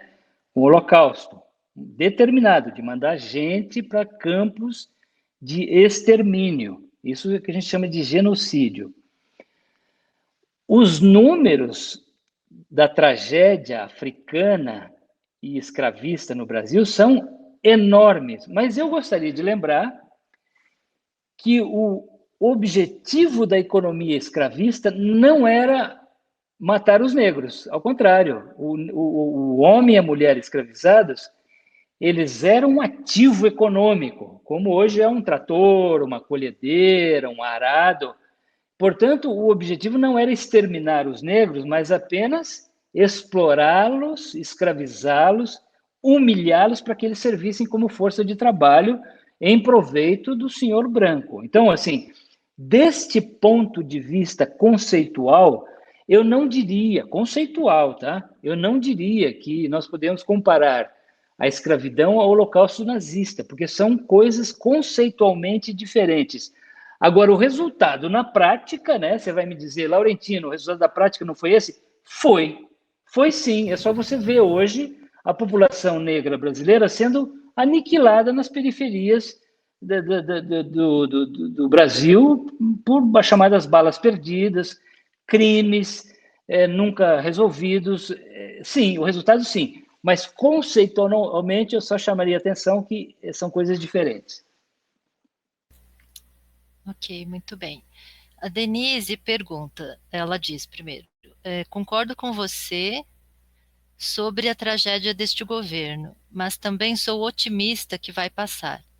Você sofreu ataques de racistas por trazer à luz a história da escravidão? Ou houve tentativas de distorção do seu livro para justificar práticas racistas? Por exemplo, a informação de que já havia escravidão antes do tráfico. Sim. Assim, eu devo confessar para vocês que ao adentrar no terreno da escravidão, eu entrei cheio de medo. Eu antes tinha feito livro basicamente sobre a história branca do Brasil, né? 1808, a chegada da corte, a independência em 1822, a República em 1889. Claro que eu tinha muita coisa sobre escravidão nesses livros, mas eu diria que os livros apelavam a uma audiência muito grande no Brasil. E aí, quando eu comecei a tratar da escravidão, eu percebi que o terreno era minado, cheio de pavio aceso, pronto para explodir. Então, de um lado, tinha o meu leitor branco, conservador, que provavelmente ia estranhar eu ter escolhido esse tema. De outro, tinha uma população negra que poderia perguntar assim: o que esse autor branco está falando, ocupando o nosso lugar de fala? Eu estou assim, sendo bastante franco para vocês, porque eram medos que realmente pairavam na minha cabeça, né? Depois que eu lancei, aconteceram coisas interessantes. Primeiro, a acolhida na população negra foi absolutamente generosa, foi maravilhosa, assim, os sorrisos, os abraços mais acolhedores que eu recebi nas filas de autógrafos antes da pandemia foi dessa parte da população. Até porque uma vez eu estava na feira de Porto Alegre e expus esses medos, né? E aí um professor negro se levantou da plateia e falou: Laurentino, quem tem de falar de racismo no Brasil são os brancos mesmos, porque nós negros sempre falamos e nunca ninguém nos ouviu. Então, que bom que você está falando sobre esse assunto. Então, acho que assim, eu entendi a história, né? Agora, quando eu falo nas redes sociais sobre, invariavelmente, todos os dias que eu coloco alguma coisa que, de certa forma, mexe nessa chaga aberta, vem respostas enviesadas, e geralmente são de homens brancos e que eu consigo identificar imediatamente a sua tendência política em direção a esse governo. Então, assim, eu até agora eu não recebi nenhum ataque direto de nenhuma autoridade, mas eu diria assim que há uma resistência de leitores até que gostam de mim, gostam do trabalho que eu fiz na trilogia anterior, mas que talvez preferisse que eu falasse sobre outro assunto e não sobre escravidão. Mas me respeitam, tá tudo bem também. Eu acho que ninguém escreve sobre a escravidão como se estivesse dando um passeio, né? Existe um preço que você paga. Muito bem. O Luiz, ele pergunta: oi, Laurentino, estou enganado ou as crianças de hoje, com raras exceções, estão cada vez mais distantes do racismo? Ainda que o racismo não tenha chegado a elas pelos mais diversos motivos, do politicamente correto à vergonha desta atitude pelos pais. Você concorda com o Luiz? Luiz, eu concordo um pouco. Eu acho assim, esse assunto está na pauta das escolas. Eu tenho sido chamado a fazer lives, a dar aula em escolas, inclusive escolas particulares importantes de São Paulo, em que 99% dos professores e dos estudantes são brancos, né? Escolas muito caras. Mas o tema está lá dentro, então eu percebo que há uma mudança de consciência por parte dessa garotada. Sim, isso é muito animador. Eu acho que sim, eles têm a consciência do racismo. Mas, ao mesmo tempo, eu fico pensando naquela imensa maioria das crianças e estudantes brasileiros que estão em escola pública, completamente sem condição nenhuma. E, ao contrário, a criança que sai para ir para a escola e pode levar uma bala perdida lá no Rio de Janeiro e que é vítima de preconceito diariamente, né? Então, eu penso assim, aqui, Luiz, a que criança você está se referindo, né? Fosse classe média urbana branca, sim, eu acho que há uma mudança de consciência. As outras continuam sendo muito, muito, muito estigmatizadas e desprezadas como sempre foram, embora a consciência esteja lá dentro das suas famílias, né? Eu vou fazer depois uma pergunta que está relacionada a isso, mas vou deixar para o final, tá? Para não. O Coloto colocou o seguinte: Machado de Assis foi membro de um órgão governamental para fiscalização de abuso contra escravos? Ele perguntou se isso está correto. O Machado de Assis, se eu não me engano, Coloto, trabalhou no Ministério da Agricultura, né? E ele trabalhava com estatística, mas não tenho essa informação, viu, Coloto? Aliás, se você tiver, me passa, porque eu estou ainda nas pesquisas sobre o terceiro livro, e aí eu vou tratar do Machado de Assis, que é um caso interessante de branqueamento cultural, né? O Machado de Assis era descendente de mulher negra, ele não era branco, mas ele entrou na história da literatura brasileira meio como se fosse um branco, e assim foi tratado até recentemente. Então, acho muito interessante isso, ao contrário de outros personagens importantes, como o Tobias Barreto e assim por diante. O Carlos Moura não faz uma pergunta, mas ele faz um comentário assim: penso que o racismo silencioso de que você falou passará ao início do declínio quando os brasileiros que ainda fazem questão de se declararem brancos se convencerem de que nisso reside o racismo. Ele fez um comentário. Aí o André... Sim, eu concordo. Eu acho que o simples fato... eu concordo. Eu acho que o simples fato da gente ficar se categorizando o tempo todo é um reflexo do racismo, né? Eu sou branco, você é negro, você é mulato, você é mestiço, você é isso. Eu falo isso no terceiro livro. O Brasil tem uma lista de classificações raciais absurda, assim, são mais de 100 classificações. Por quê? Para poder enquadrar as pessoas e de maneira que você possa controlá-las melhor, né? Laurentina, eu vou aproveitar então fazer a minha pergunta. Eu atuo numa área que a gente atende pessoas com deficiência visual, e há um grande número de pessoas pretas e pardas, negras, e quando a gente fala de cotas para pessoas com deficiência, fica muito mais palatável, né, para muitas pessoas, né, para a população. Quando você fala de cotas para negros, sempre tem essa questão de, mas vai piorar, isso separa, isso vai intensificar a discriminação. E para as pessoas com deficiência, a gente não vê esse discurso. E às vezes as próprias pessoas com deficiência também são contra as cotas, né? Eu não estou generalizando, mas eu vejo às vezes num público que a cota para alguns grupos, né, ela é mais justificável, mais aceita pela população, e as cotas raciais nem tanto, né? Porque sempre falam, se você tiver as cotas sociais, elas vão resolver a desigualdade racial, e não é verdade, que a gente sabe. Então eu queria que você comentasse um pouco isso, né? Não é. Porque aí entra a questão desse racismo estrutural que, e tal, né? E a falta de identificação, né? Eu até alguns pais ou afrodescendentes resistem à ideia de defender a política de cotas como uma defesa para não ser discriminado. Ele não quer admitir sequer a hipótese de ser acusado de estar atropelando o outro porque ele é negro. Então, assim, mas a cota, primeiro, ela funciona, ela dá resultado, ela não é só brasileira, ela tem sido adotada em vários países do mundo, especialmente na África do Sul, depois do fim do regime de segregação racial. A África do Sul hoje tem uma política super agressiva de cotas, e está dando certo. Mas eu diria também que é um erro, né? Uma distorção, quando as pessoas falam assim, não, tem que ser cota para pobre, mas não para negro. Porque no Brasil também tem muitos pobres. Como é que você vai privilegiar os negros e não os pobres?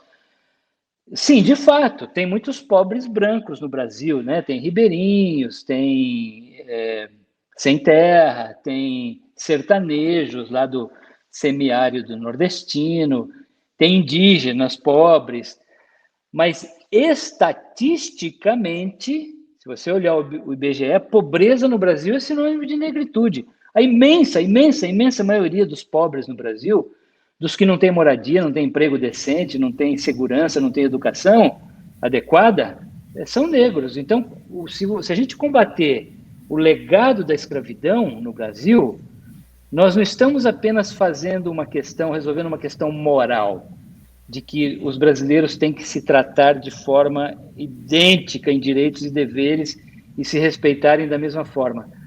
Nós estamos também combatendo o grande problema estratégico do Brasil no século XXI, que é a desigualdade social. Desigualdade social no Brasil é sinônimo de legado da escravidão. Então, acho assim, e defender as cotas, mais uma coisa, importante eu citar aqui, a política de cotas, ela não é uma solução definitiva, ela é um paliativo. Eu diria assim, se daqui a 500 anos o Brasil tiver política de cotas, significa que nós fracassamos totalmente, porque a política de cotas é tentar corrigir em 1, 2, 3 gerações um passivo que foi ignorado durante séculos. Mas a verdadeira solução não é a política de cotas, é uma educação de qualidade, é um Estado decente, é um Estado que respeite e dê oportunidades iguais a todos os brasileiros, especialmente lá na infância, né, dos recém-nascidos, as crianças, os adolescentes.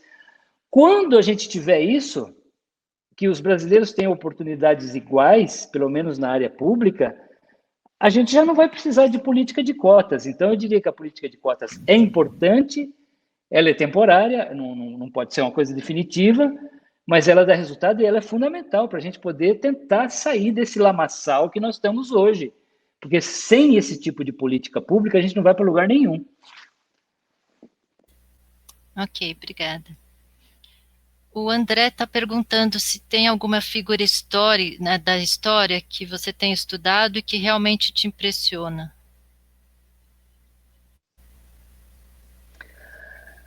Me impressiona muito, eu já citei ele aqui hoje, o Luiz Gama, né? Eu estou falando da história que nós estamos tratando aqui. Eu acho, tenho grande admiração, por exemplo, por José de Bonifácio de Andrade Silva, mas como nós estamos aqui jogando um foco na história negra brasileira, eu tenho grande admiração pelo Luiz Gama.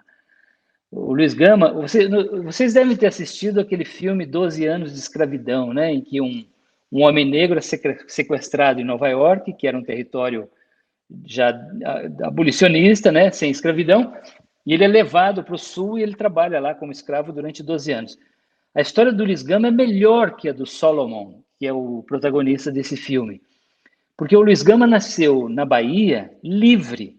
O pai dele era um fidalgo, segundo as próprias palavras dele, a mãe era uma quitandeira, forra, portanto alforriada, mas ali pelos 10 anos, o pai, que era jogador compulsivo, estava afundado em dívidas, vendeu o Luiz Gama como escravo para o sul do país. Olha que coisa incrível, né? O próprio pai, vendeu o filho que tinha nascido livre como escravo para o Rio de Janeiro. E aí ele começa uma jornada de ressurreição como pessoa, assim, como pessoa. Ele faz amigos, ele consegue se alfabetizar. Aí, com a ajuda do filho de um fazendeiro aqui de São Paulo, ele aprende as leis brasileiras, ele se torna um advogado praticante, né, um rábula, e nessa condição ele consegue libertar assim, centenas e centenas de escravos aqui em São Paulo, invocando uma lei de 1831 que tinha abolido o tráfico negreiro e que nunca foi implantada até 1850. Então, o Luiz Gama, e ele foi poeta, ele foi escritor, ele foi jornalista, ele estava na Convenção Republicana de 1873, aqui na cidade onde eu moro, em Itu, e ele se recusou a assinar a convenção porque os republicanos paulistas, que eram fazendeiros, escravocratas, não se comprometeram com a abolição. E a morte dele em 1842 foi uma coisa... 1882, desculpe. Foi uma coisa épica, a cidade parou, o Raul Pompeia escreveu sobre ele, ele está hoje enterrado no cemitério da Consolação, né? Talvez até valesse uma hora uma caminhada noturna sobre o Luiz Gama. Ele morava na Moca e foi enterrado no cemitério da Consolação. Mas é um personagem extraordinário, ele é um precursor, o abolicionismo, a rigor, nasce com ele. A gente já fez algumas caminhadas sobre ele, realmente a história... Que legal! Com certeza, e o Tebas também, né, a gente fez também. Tem mais alguém que queira fazer? Eu queria fazer uma colocaçãozinha a mais. Obrigado, Laurentino, pela resposta. Nós temos um ícone de branqueamento que é Jesus Cristo. pela história e pela linha e raiz toda, ele era negro. Existe algum outro ícone como esse que caracterize essa questão de branqueamento, que a gente possa colocar, não, isso é um ícone de branqueamento mesmo, dos maiores?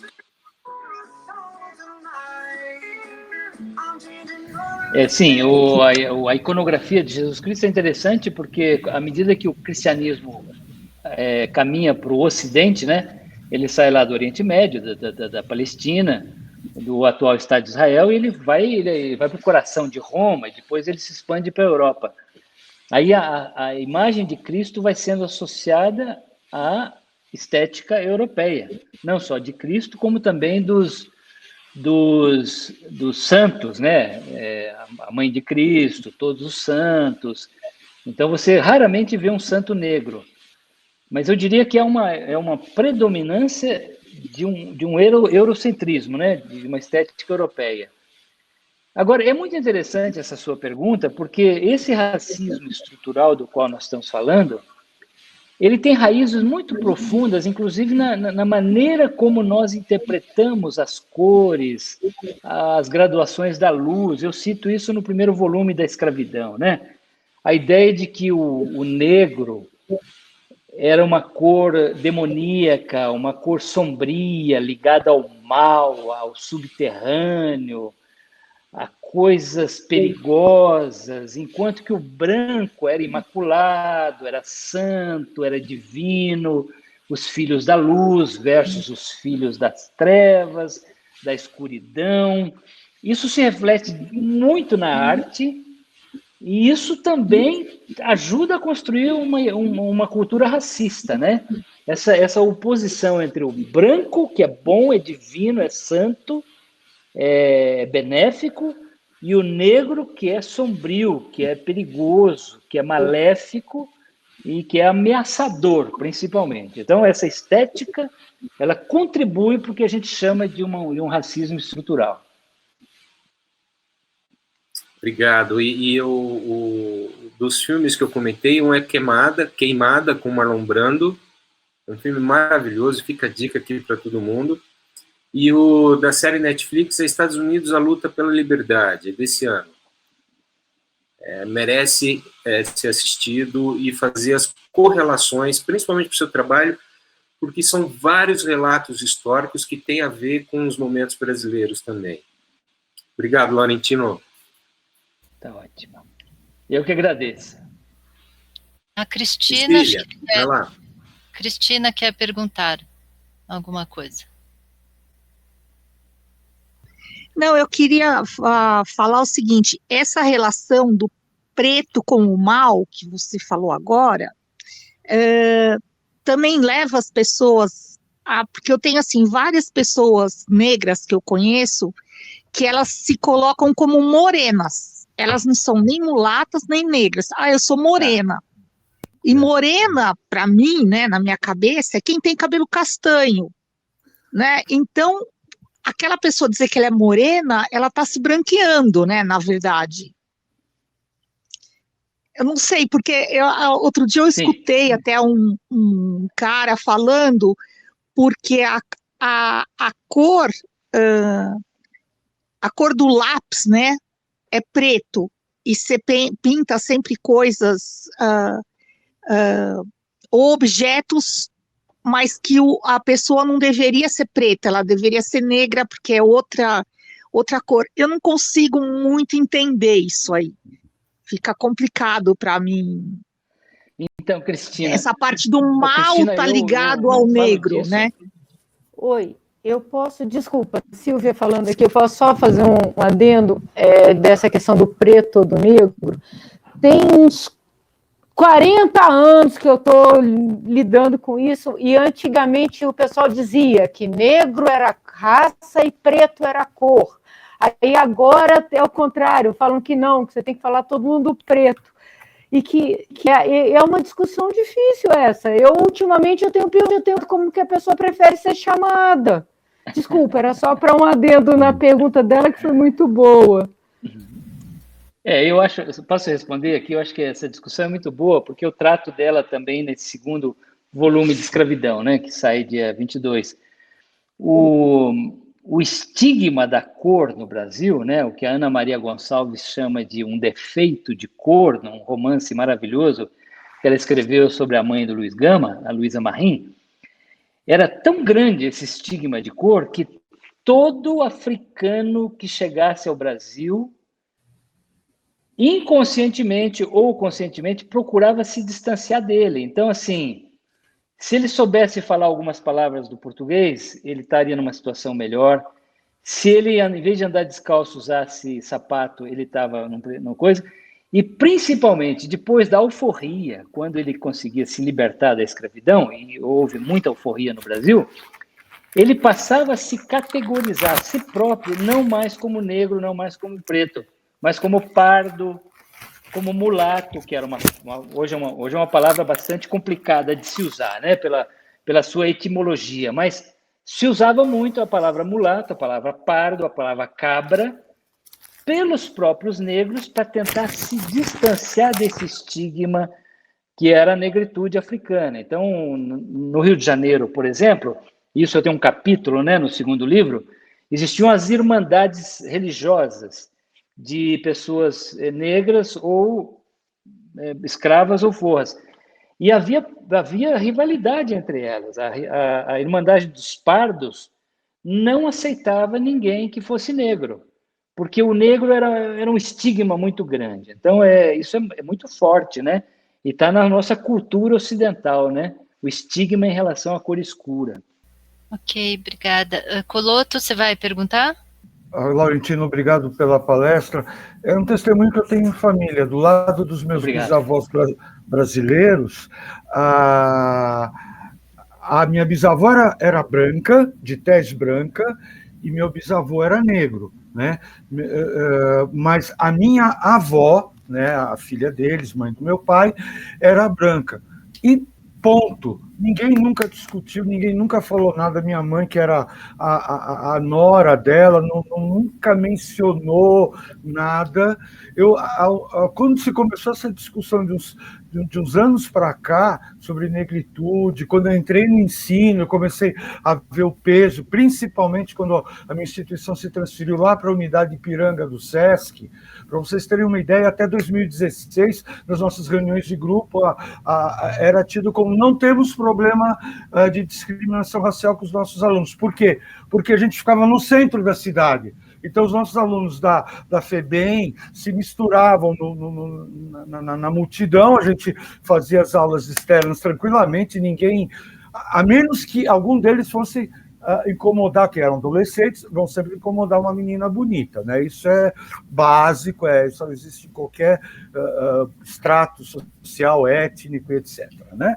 Muito bem, mas era extremamente esporádico, né? A gente se transferiu para o Ipiranga, aí na primeira ou segunda reunião, a minha diretora da instituição, que fundou essa metodologia de reciclagem, de resgate da cidadania,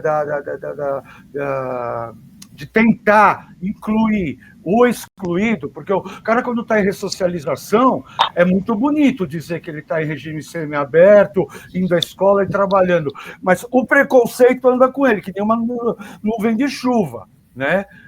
Não adianta, né? Então, pela arte, você consegue mostrar alguma coisa, mas mostrar, porque a coisa é muito, muito forte, né?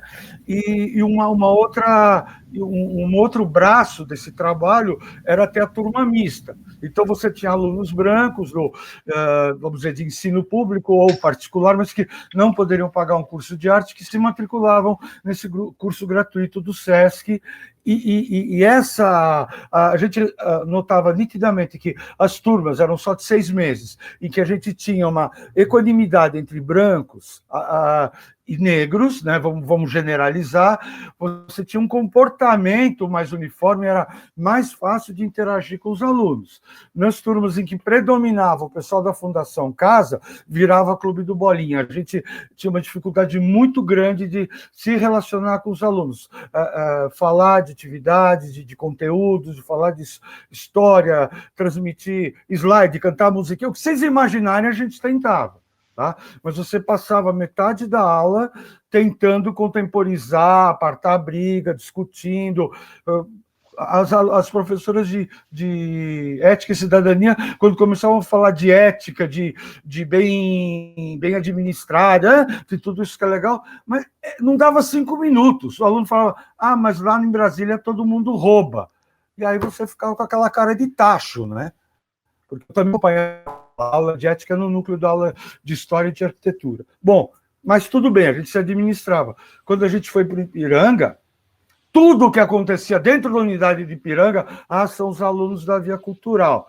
Você tinha Objetivo, tinha escola particular, quer dizer, vinha um aluno do Objetivo, um grupinho de adolescentes, deitava na área de convívio, no sofá, ninguém fazia nada. Chegava um aluno nosso de chinelinho, bermudinha e camiseta e sentava ali. Se tinha os velhinhos, os aposentados ali, todo mundo olhava torto. O aluno até chegava mais magro na aula, porque era secado dentro da área de convivência. Então, o preconceito é uma coisa muito forte, sim. Né? E a gente, nesses 4 anos, de 2017 até a pandemia, a gente teve de um tudo dentro da unidade. Sumiu equipamento em exposição do SESC, sumiu. A gente teve aluno da Fundação Casa envolvido nessas situações ruins, teve, mas conversando com o pessoal da segurança, isso é uma coisa minha, não da fonte oficial, não do pessoal do SESC que se relaciona com a nossa instituição, eu ouvi, fulano do Objetivo veio aqui na época da Copa do Mundo e estourou bombinha de 1000 no pátio, no jardim, quer dizer, o adolescente branco faz merda, tá? Faz merda, isso eu vou falar com todas as letras, e tudo bem, tem um advogado, tem uma estrutura social que protege ele. O periférico, o tecido, ou aquele que rouba a gente na rua, o celular da gente na rua, e que você, em vã tentativa, tenta incluir, meu amigo, esse aí é nada. É nada, né? É isso, gente. Obrigado, Laurentino, obrigado pela palavra, pessoal. Obrigado. Peraí. Obrigado. Colô, o Laurentino, desculpa cortar de novo. Isso traz uma temática para um livro novo seu, talvez, né? Porque é a questão das bandeiras identitárias, né? E se a gente for analisar as correlações, todo esse identitarismo que separa, aparta, ou começa a fazer coleções de figuras e de identidades, faz com que a gente tenha essas discussões que são eternas, né? E são questões sociais, ao mesmo tempo. Existe algum estudo seu sobre isso, ou que você passou por isso? Por esse tema, né?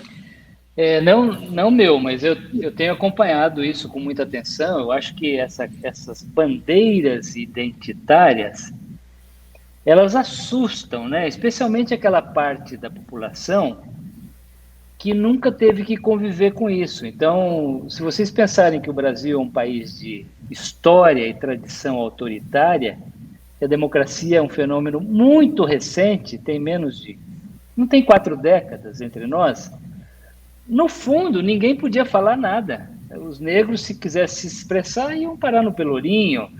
Os outros, a própria oposição política podia ir parar no doicode, na tortura, ser exilada.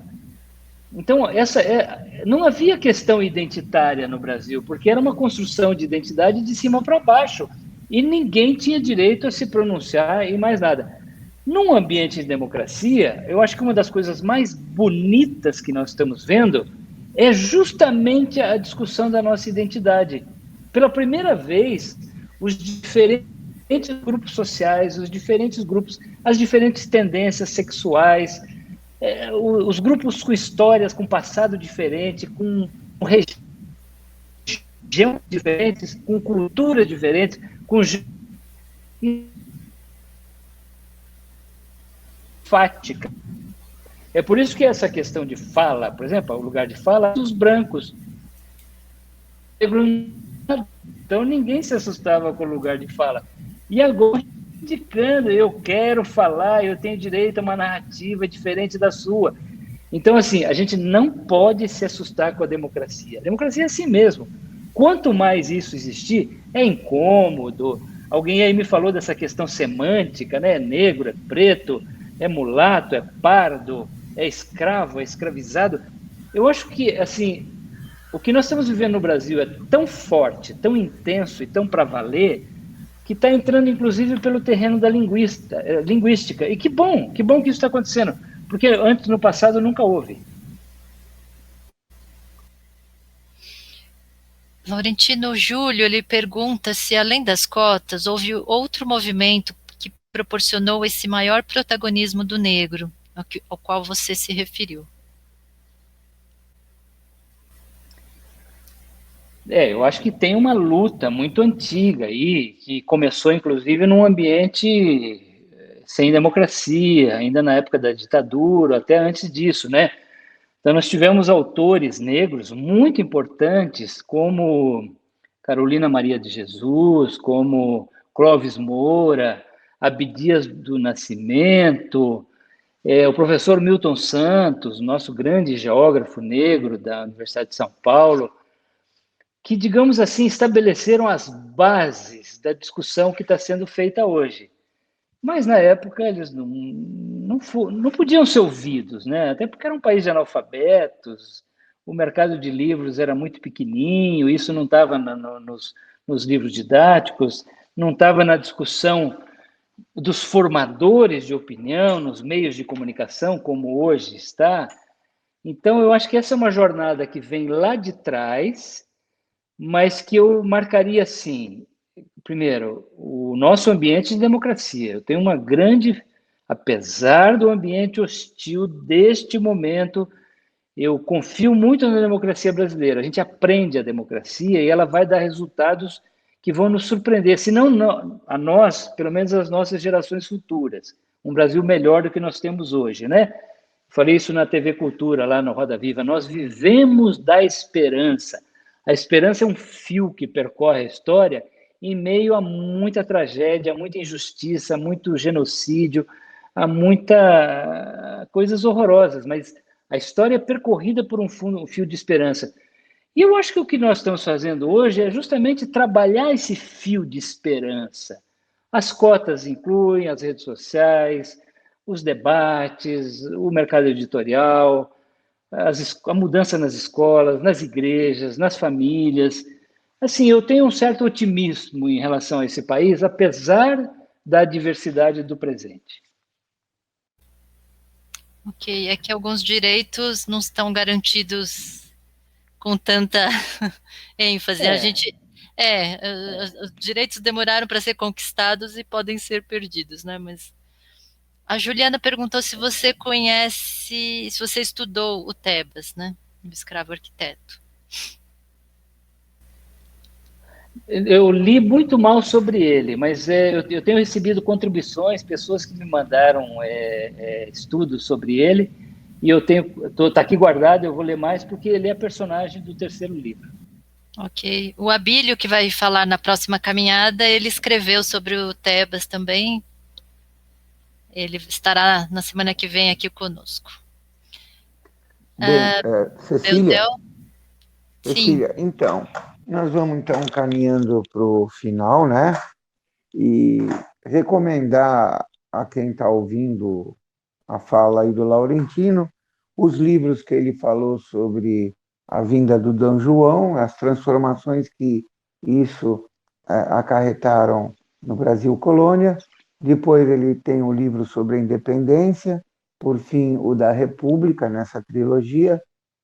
Eu li todos e recomendo que sejam lidos, que os pais, as mães possam dar esse livro a seus filhos, porque vai despertar um gosto pela história, né?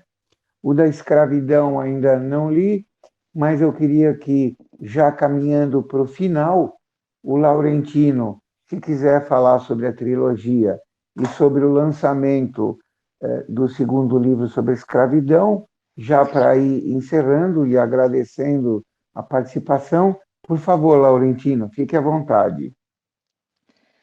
Eu que agradeço, Carlinhos, todos os amigos que eu pude rever aqui nessa live, né? Eu queria agradecer essa oportunidade, eu acho que foi uma discussão muito profunda, muito oportuna, e eu estou lançando agora, a partir de amanhã, na internet, pré-venda do segundo volume, que vai chegar, vai ser distribuído de fato, vai chegar às livrarias no dia 22 de junho.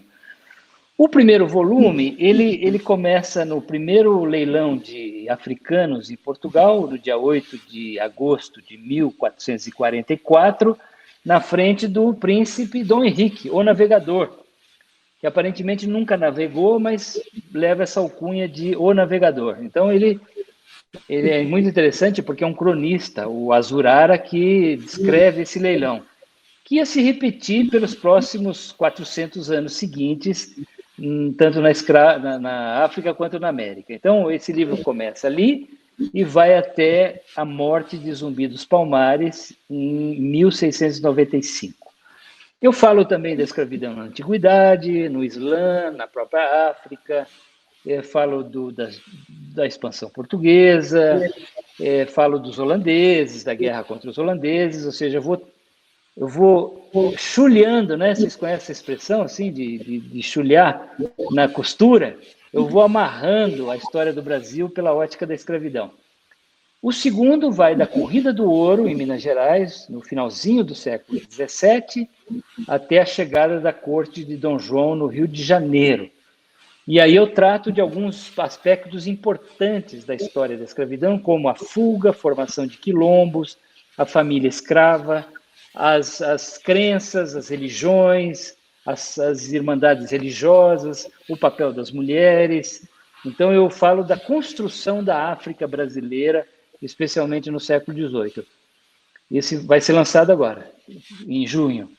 E o terceiro, que eu espero lançar na Bienal de São Paulo, de 2022, se a pandemia nos der uma trégua, é sobre o século XIX, o abolicionismo, o Brasil resistindo até onde pôde acabar com a escravidão e com o tráfico de escravos, e o legado da escravidão que tanto nos assombra, que é tanto assim que foi tema dessa nossa live de hoje, né? Mas agradeço muito obrigado pela oportunidade. E vida longa a caminhada noturna. Laércio, quer se despedir, Laércio? Tá dormindo, Laércio. Só uma coisinha antes, Beltel. Só uma coisinha antes. Tem muitos, além das perguntas que foram deixadas, tem muitos comentários de agradecimento e admiração pelo seu trabalho, Laurentino. E eu sou uma dessas pessoas. Carlos Moura, Cris, todo mundo. E sucessos, porque realmente esse debate é muito rico, muito importante que figuras e pessoas, historiadores, jornalistas e autores como você, tragam mais informações para a gente poder debater. Muito obrigado. Verdade, Laurentino. Você ajudou a reescrever a história do Brasil e reencantar as pessoas a estudarem história. Obrigado, em nome de todo mundo aqui, agradecemos. Obrigado. E, por fim, que todos possam ser abençoados aí pela luz divina, tenhamos uma boa semana, vamos cuidar muito da nossa saúde mental nesses tempos de pandemia e vamos com fé, que eu acredito também, que nem o Laurentino, na democracia, inclusive na democracia racial. Eu acho que gosto muito desse país, esse país que deu oportunidade para os meus pais fugindo do nazismo e para tantas pessoas. E, apesar de tudo,